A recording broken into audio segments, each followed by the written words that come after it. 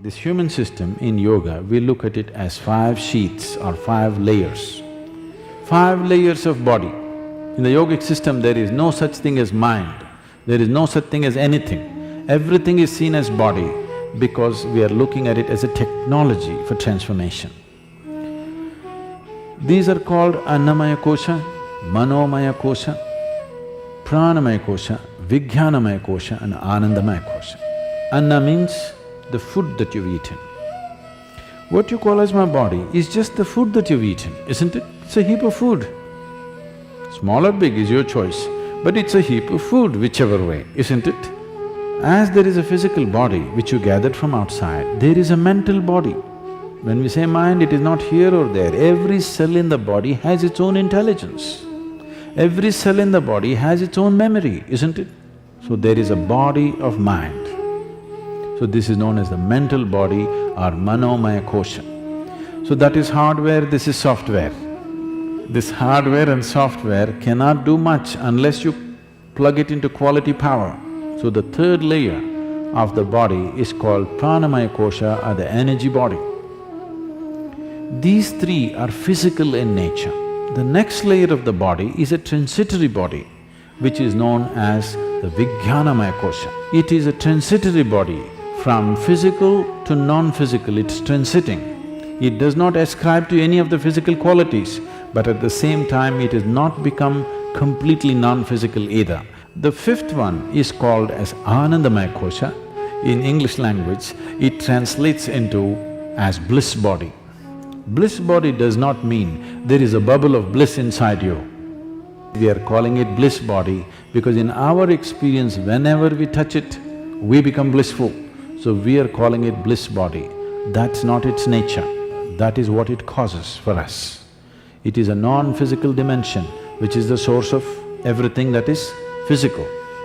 If you align the physical body, the mental body and the energy body in proper alignment and balance, there will be no physical or psychological ailments within you.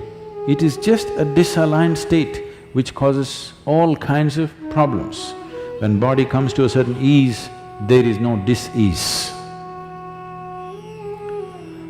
So if you align these things, only then you have a passage, you have a possibility of touching the Anandamaya Kosha where blissfulness becomes a natural process. It is not that you're blissful about something, you're just blissful because that is the nature of life.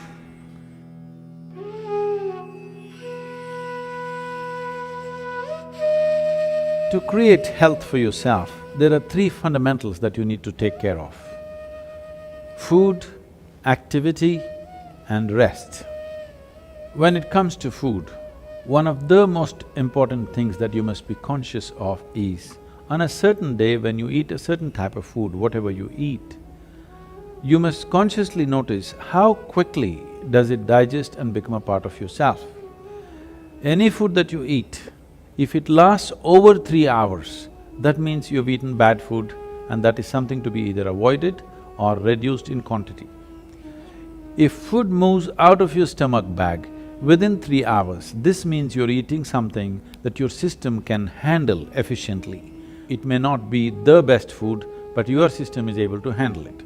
And between one meal and the next meal, if you create a clear gap of 5 to 6 hours, and in between if there is no other ingestion, you will see the cleansing process in the system on the cellular level, cleansing will happen. This cleansing on the cellular level is most important and significant for a healthful life.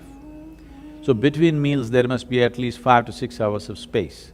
If you're over 30 years of age, 2 meals a day, 2 good meals a day will suffice.